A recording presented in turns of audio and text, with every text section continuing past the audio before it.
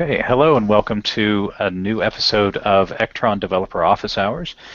This week we'll be diving back into some code samples. So I managed to scrape together enough free time to put together a code sample around two-factor authentication, and then it grew into a monster where I was trying to add a lot of validation and different things. So I'll be happy to show that off. It's available on GitHub right now, the code that I'll be walking through. It's not yet complete. I'll be going through adding comments and may over time add new features to it. But it is functional code. It is on GitHub. I tweeted the link out just a little bit ago. So if you want to go grab that as we're walking through, feel free. And with me, as he is frequently with me, is Ken McAndrew. Ken, would you like to introduce yourself? I'm Ken McAndrew. I'm a senior technology consultant with Celerity, an Ektron partner. And to, of course, fit in the theme of today, it's Superhero Shirt Day. There you go. Yeah, I thought I'd change it up. Did socks last week. We'll do the Flash shirt today. So we'll see what happens on the next one.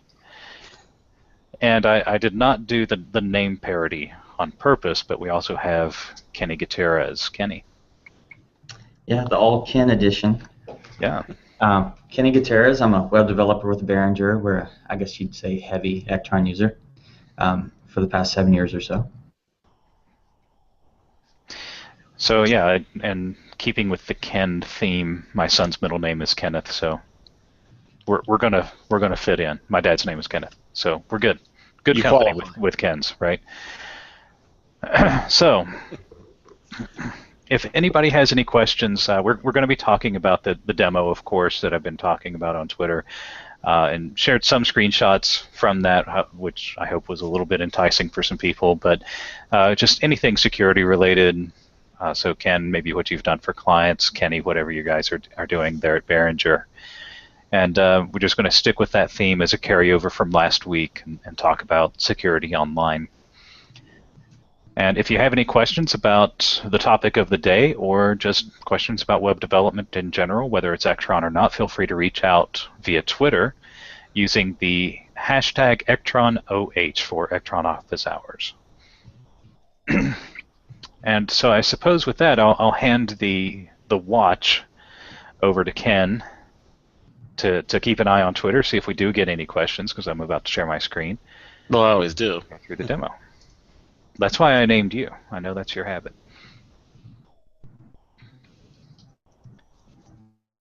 Okay, so we're going to get risky and share the entire screen now. Get rid of the infinite mirror effect. Can you guys see the screen? Yep. All right. Let me make sure my site hasn't gone to sleep. But this is my sandbox site, so this is just where I go to tinker around. I always keep an active sandbox site on my local machine. Typically do have it configured with search as well. Every now and then, whenever I break something too badly, I do have to reset it, but it's kind of good if you just want to prototype something, test some ideas. Something I would recommend for developers who do a lot of Ektron work and like to experiment. So I created a login and registration page. So it started out just with login. Registration was one of the things that I decided to add in after the fact. And so this is just using Bootstrap for the look and feel. And what I want to just demonstrate as being functional at first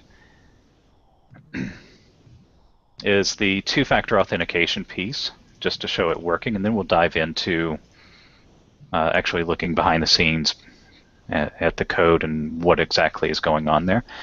And I've also got my Google Voice tab open as well, because it's going to be sending text messages to my Google Voice account. And by the way, if anybody calls that number, I don't answer it, just letting you know. All right, so the first thing I'm going to do is start to log in. So I'm going to log in as eGandalf. And I've got my 50-character randomly generated password here.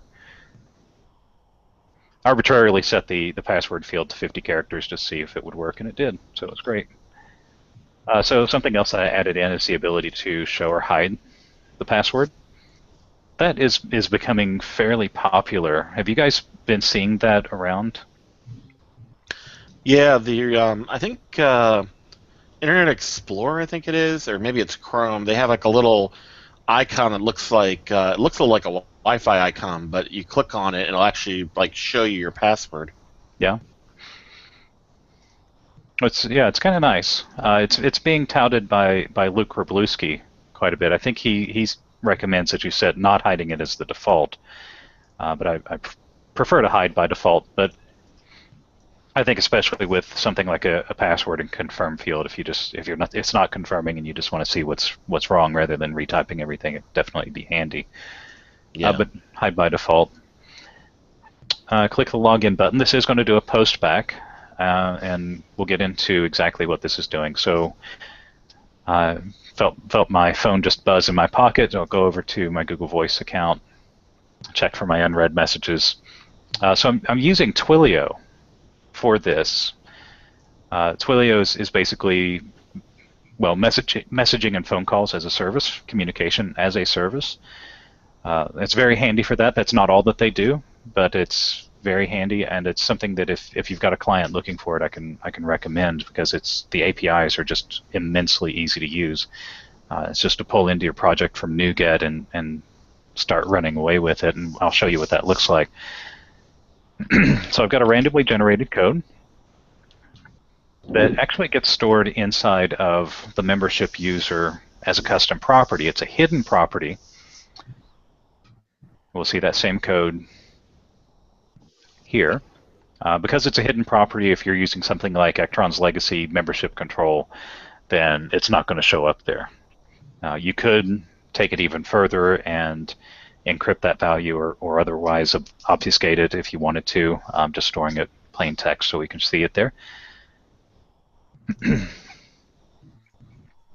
And we'll pop over to the authentication code text box. I do have some validation on this, so it can only be a certain length, etc. We'll show that as well. So I'm not yet logged in. I can verify my account. And now I'm logged in as eGandalf, and if I refresh the page, it still says I'm logged in. But as soon as I sign in, it actually goes into that user as soon as it's successful and removes the activation code. So it gets regenerated every time, gets wiped out of the database as soon as it's used.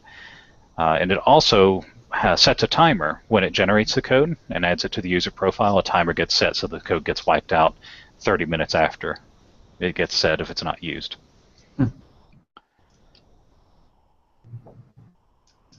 So I'm going to log out to get back to the login and registration page. But I think this is becoming more and more common. I know a lot of organizations are doing two-factor authentication now. And so I know Jay Burling was interested in it.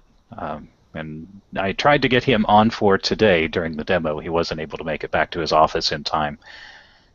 So what do you guys think? Good or terrible implementation? I guess I make no claims over it. So it works. I'll give it that. I like it. Yeah, I mean, I'd like to see go into the code now, but the one thing I think that's helped with two-factor authentication to help it proliferate is that pretty much every mobile carrier now, text messages are unlimited and part of the package. Where I remember I used to have it where it'd be like, yeah, you only get so many a month, or you don't get any, and it costs 20 cents a text message to receive, and that would be ridiculous, especially if you're having to do it every time. Now it's not as bad now because you get more of those unlimited plans, so that helps. Yeah, you do. There's not a cost, not an additional cost typically associated with it for your users. Now, of course, you do have to pay to send the message through whatever service you're using for that. But it's ridiculously cheap. I think with the account that I set up, it's $1 a month just to maintain the phone number, and then I've sent about 60 messages or so using it through various projects, and my total charge for the month so far is like $1.50. So it's not too bad. That includes a test phone call, which is a little more expensive too. So it's not bad at all. I'd imagine they probably have like more corporate plans for like X amount for unlimited per month or something. That would be something to go to their site and discover. Yeah. Not trying to sell it for them, but it was just extremely convenient, easy to use. So let's go into what happens when you click the login button. So you enter your username, password, and go to login. So we'll just walk through the process in order here. So get the values out of the text boxes. Because it is using a postback, I can just go directly to the control, get the value. What I'm running here is the authenticate method. By the way, I do want to mention that I do have my user manager in admin mode for this, because I am doing user lookups and things that if you're not an authenticated user with permissions, the API would fail to do. So the authenticate method is most often used in a 3-tier. However, what it'll do is it'll return a token if the authentication is successful. And it really doesn't matter what that token is at this point. We're not using that token to connect to WCF endpoints or anything as would be typical in a 3-tier. All we care about is, does it return a value? If it doesn't return a value, or if it's null or empty, then the login failed. Where this is just proof of concept, I don't have a lot of server-side validation. I don't have a lot of things that probably should be in here if it was production quality code that would show the error message, but there would just be an else condition to do that.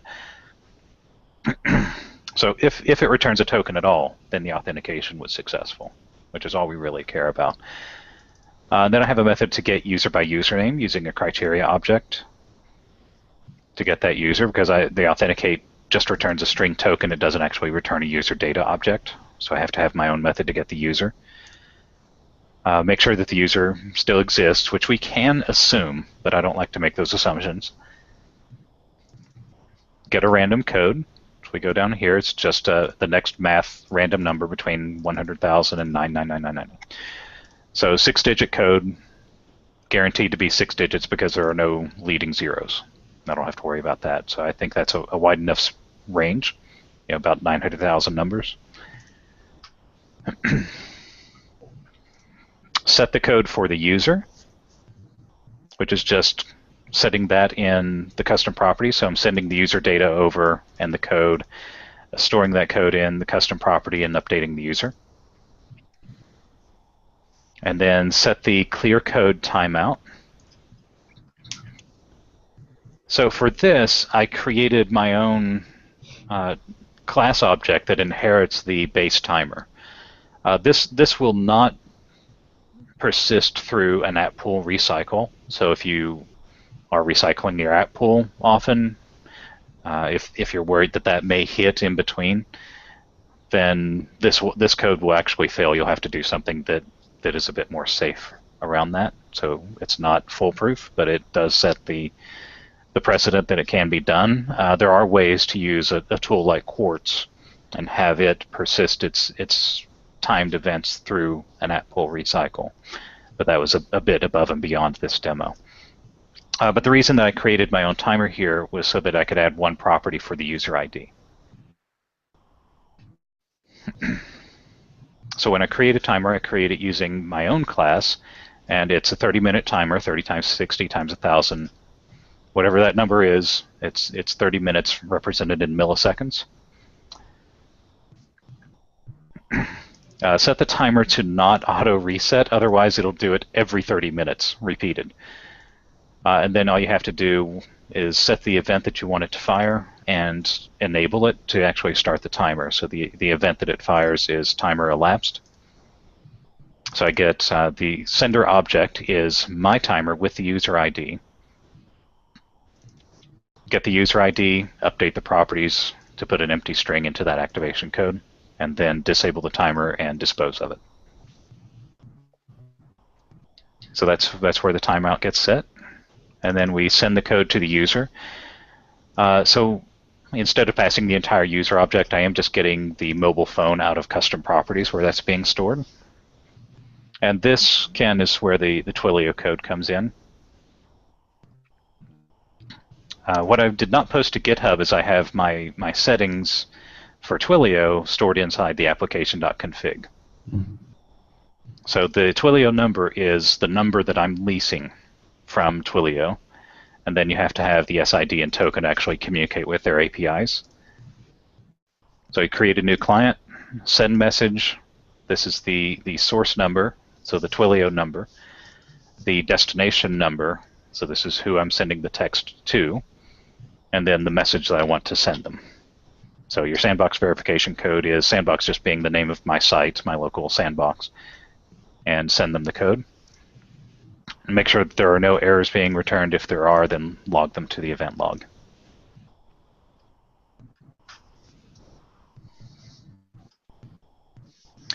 Now the second thing that I'm doing here is using indirect object references. So one of the top 10 security risks is an insecure direct object reference. Usually find this with handlers or web APIs or RESTful APIs, where you might send, say, the user ID to an AJAX handler to get information about that user. So instead of sending the user ID, if it is a user ID with a pattern, if it's like a sequential number like Ektron's would be, then it's easy to say, well, if there's a user ID 6, maybe there's a user ID 7 or 10 or 20, and you can increment that number and just see what data you can get out of an AJAX handler. Now, you should be securing the AJAX handler in other ways so that you're not allowing data to be sent for somebody who's not authorized to see it. But another way you can protect yourself is to not show in the public area, not make available the actual user ID. You can use an indirect object reference for that. So can any of you guys seen that at all? No, I haven't. Okay. But I figure I will in about 10 seconds. Yeah. Well, it's not a perfect implementation, but you can make it a bit more safe. So again, proof of concept, not production code. So the method I'm calling is actually get indirect reference, which will return a GUID, randomly generated code for that user. And I'm storing this in 2 different maps, which are just dictionaries being stored in session. So the actual Ektron user ID mapped to the indirect object reference, which is a randomly generated GUID for that specific user. And then this code will say if the map does not exist in session, then it'll call the add direct reference, which generates that map in the session. Otherwise, it'll return the value that's been stored there. So get direct reference will, let's see, or there's add direct reference, which creates both of the maps. Creates the new GUID, creates both maps, returns the GUID. And then getting the direct reference, you pass in the GUID and get the actual user ID out of it. So what I'm doing with that, so I'm getting the indirect reference, the randomly generated GUID, and I'm storing that in a hidden field on the next view.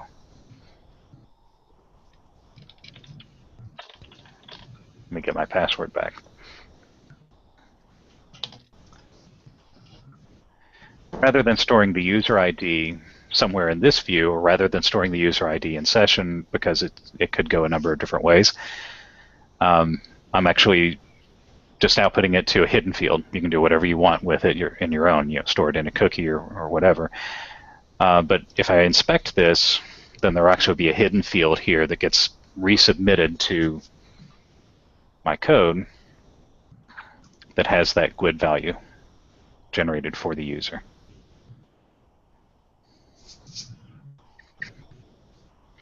And then set the active view to my dual factor auth, which is the view we're looking at on the screen right now. All right, so once they click the verify button, I get the indirect reference back out of the hidden field. I get the code that they entered, parse the string to get the GUID, get the direct reference, which would be the actual user ID. So you pass the GUID to get the actual user ID, and then get that user, get their activation code that's been stored to their profile. If they're equal, then everything's good. And I can use the login override method that's available in the API that uses authentication type ID and authentication user ID to log in the user without having their password again. Ah, the mystery one. That's the one we've been futzing with for a while, I think, or trying to. Oh yeah. So Yeah. I'll show you what needs to be done there to make sure that it works. Yeah, because the documentation, at least at one point, I haven't looked since it was redone, wasn't super clear about how to do that. But I mean, that was, and we were talking a little bit about this beforehand. I think that's the way you could do Twitter or Facebook using OAuth.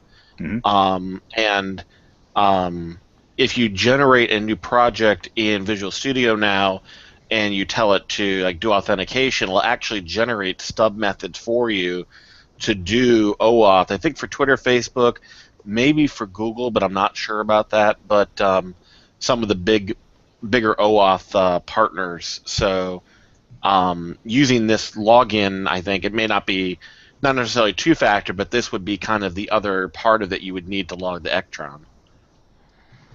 So yeah, I can. It's just you have to have values for these when you create the users. So when somebody logs in saying using Twitter OAuth, then it's really up to the developer to say what is the type ID. You get to define that. As long as it doesn't conflict with anything else, like authentication against Ektron's own membership system is type ID of 0. But you can pick any arbitrary integer value and set that as your type ID for that specific login authentication system. As long as everybody who's using that system has the same type ID, that's the thing that matters. Then the authentication user ID can be, say, their alphanumeric ID, like their Twitter ID, not just their username. So Twitter assigns an alphanumeric ID that's like, I'm eGandalf on Twitter. That's not my user ID. According to Twitter, that's just my name. I can change that, but I can't change my ID. right. So whatever you want to set as the authentication user ID for that user, but that's up to you. When you create the proxy user objects inside of Ektron, you need to set these two values in order to be able to log them in later. Does that make sense? Yeah, where do you do that in Ektron? I think that's been always my confusion. Yeah, it's not something you can do through the work area. It's something you have to do Okay. when you're creating or when you're updating a user. Right. So when they log in, we do set that value to string.empty. Right now, it's not clearing that timeout. I haven't figured that part out yet, but it does dispose of itself after a half hour. And then once they're verified, that's at that point we do a response redirect after they're logged in order to make sure that the cookie gets reset correctly and to make sure that you clear the postback information. So when I actually get logged in, I can refresh this page and it doesn't say, confirm resubmission of the form type of error, if I get that.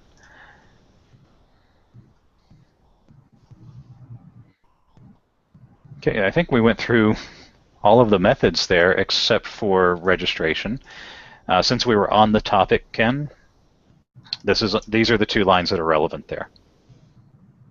So when somebody tells me their username, I'm just using their username and saying that that's what it has to be, and then setting the authentication type ID to 0, which represents Ektron's authentication type ID. But I could set this to whatever I want, as long as it's an integer value. That's all that matters. Okay, so there's no grand place in Ektron to set up a mapping table. It's just you establish it as the developer, like maybe a general function that says, if they're coming in through Twitter, grab this auth type ID and then take the user ID from the API for whatever service you're using. Yeah, wherever you would prefer to store those values, whether it's in a constant static class, or it wouldn't have to be static, but it could be a constant class, could be in your app config, wherever you want to store that. Put it in a smart form if you like. I think putting it in something like a smart form is just too mutable. Somebody could go in and change that value, and suddenly everybody who was signing in through Facebook can't sign in anymore. So you want to make sure that once it's set for a given authentication system, that number does not that doesn't change for that system.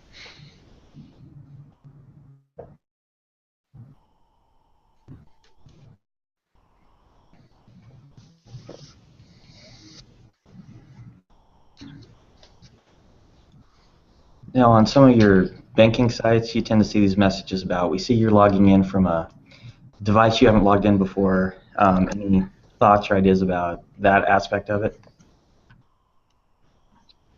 Yeah. I think the norm is to store the device MAC address. Okay. Which is, you can run into duplicate MAC addresses, but it's very uncommon.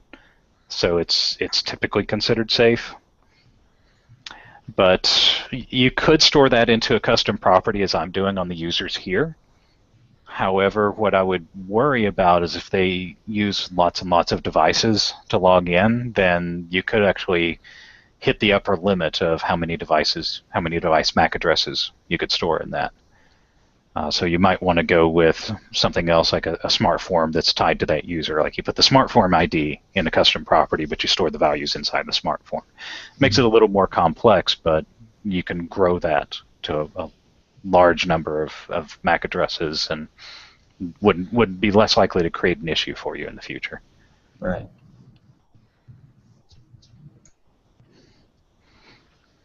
But you should be able to use strategies as well.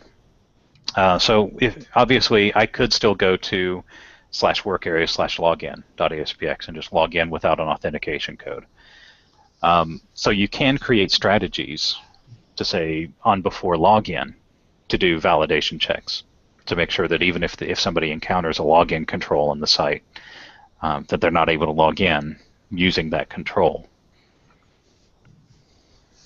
So that would kill their ability to use CMS login or work area login to actually get into the site and skip past the authentication code step. Or just remove them. Or just remove those files, right? But that doesn't prevent if somebody, if we add a file somewhere else and somebody finds it or something changes, right? The strategy would be more likely to be a longer term solution. That even if you left those files, or even if somebody managed to get the file back on or get a control back on a page that they could execute, they wouldn't be able to log in without the two-factor authentication code. Most places do make sure that the two-factor authentication is optional, and so if you want to make it optional, this demo is non-optional. But if you wanted to make two-factor optional, then you could just have a Boolean custom property that says they are or they are not using two-factor authentication,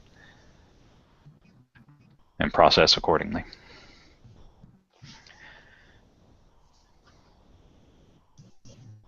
That took more time than I was intending.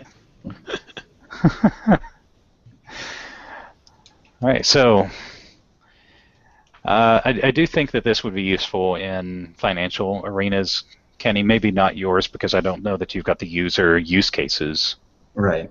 to support it, but banks and places that have users logging in and managing accounts and a lot of one-to-one data might be more interested in something like this, at least providing it as an option. So Ken, what have you done around security for some of your clients? Well, I think we've got one that uses like a third-party service called Okta, which I think is similar to Twilio. Mm-hmm. They're not two-factor, but it does authentication. It can handle like network versus non-network traffic, stuff like that. Other than that, it's been pretty, pretty standard stuff. I think the ability for people to do two-factor kind of on their own is growing with all the security concerns that you guys were going over last week. So I think you're going to see more services like Twilio or people writing their own services even to set up something. So that was a good demo. I didn't mind. It took most of the time because that was more of a sit back and watch James go to town. I think everybody was kind of engrossed on Twitter too because nobody's saying nothing. If there are questions, we'll take them. If not, then I guess that's good. The code, like I said, the code is available on GitHub on my eGandalf GitHub account. So you can go find that, and I did tweet the link. One thing I'll mention is Twilio does not provide two-factor authentication. It's just the service that sends the SMS message. That's all I'm using it for. So Any questions from you guys? Anything that you would recommend doing differently or better? I'm wondering if Google Talk. No, I was thinking if Google Talk could do it for free, but I don't know if they can. No, I mean, I think that's pretty good. I mean, I think you have to buy credits to send to oh yeah, non-Google Talk devices. yeah. Yeah. But no, in terms of a demo, that was real good. I mean, you noted already what things were not missing or it could be enhanced. So yeah, I have no illusions that it's production quality code. I mean, it's not intended to be. A lot of those things should be split out into different files. One thing I do want to show that I do think people should be doing. So if you're not, then go do this. Wrong window. There, that's the GitHub page. So we go back to standard login. And open Visual Studio back up. But I am doing a username availability check when you enter a username. Mm-hmm. So when you try to register, so if you pick a name that's already being used, it's going to say it's not available and start doing suggestions. This code that I wrote does work if the user has registered but is unverified. So if you're moderating users and they have to verify themselves so that they get the email and have to click the link or whatever it is, this does work with that. And then makes recommendations. What's that? Okay, Queen of Scots. You gotta be gender neutral here. You gotta appreciate both, right? So I've got space cowboy or space cowgirl, however you identify. It's okay. Yeah, that's where I think the what's it called? Using the email address as a username is becoming more popular as well, because those aren't going to be duplicated out there. Right. Yeah, that it does become more popular, and I do have a lot of comments that I'm putting in here, and I do discuss when it comes to username selection, how do you validate usernames, email option, things like that. But even with the email option, you want to not have duplicate display names if you can avoid it. So you still want some of that validation. I really like the recommendation idea. That's just coming out of an array in my code, but you could easily put that into a smart form. These are the options, and you could change them out periodically. And it was actually kind of fun to come up with, what suffixes could I just put at the end of usernames, like the Furious, Queen of Scots, the Wise, and his mighty steed. So, it's just fun. Have fun with it. Whatever is an appropriate theme for your site. Kenny, it might not work on a financial site. People might not appreciate, E. Gandalf Cowgirl or whatever on a financial website. Might want to make it more professional than that, but the finance guy or whatever. So. The code's out there. I was doing something. I was doing something. What's it called with challenge response the other week, and I Googled for what are good security questions. I put them in there, and then when the person I was working on it for looked at it, it's like, we're doing this for high school kids for an application. So the name of your spouse may not be an appropriate question. But yeah. I guess that's another way, is the whole challenge response system. Don't set if you're using the standard membership controls, don't set the what's it called, where you can recover the password. Just set it to be able to reset the password, and then you can use the membership controls to do that as well. Yeah, and you can actually take advantage of the regex inside of Ektron, by the way, when you're doing a password reset. There's actually a function inside of the user manager to generate a new password using that regex. So, a lot of cool features. Happy to take contributors on this project. If anybody wants to enhance it, feel free to let me know. Otherwise, download, feedback is welcome, and happy coding.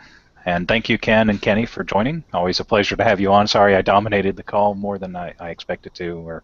We're 5 minutes over, and we need to sign off. So Appreciate your time, and always a pleasure having you on. All right. Right, and we'll see everybody probably not next week. I don't know yet when the next office hours will be. It might be at least 2 weeks, maybe as many as 4 or 5 weeks before we actually have another office hours, but I'll try to get one in if I can sooner than that. Or we'll stage a coup again. Or Ken and his ilk will stage a coup. And, yeah, Ken and David and you guys, you know who you are. Yeah. All right. Thanks, guys. We're going to sign off now and see you soon.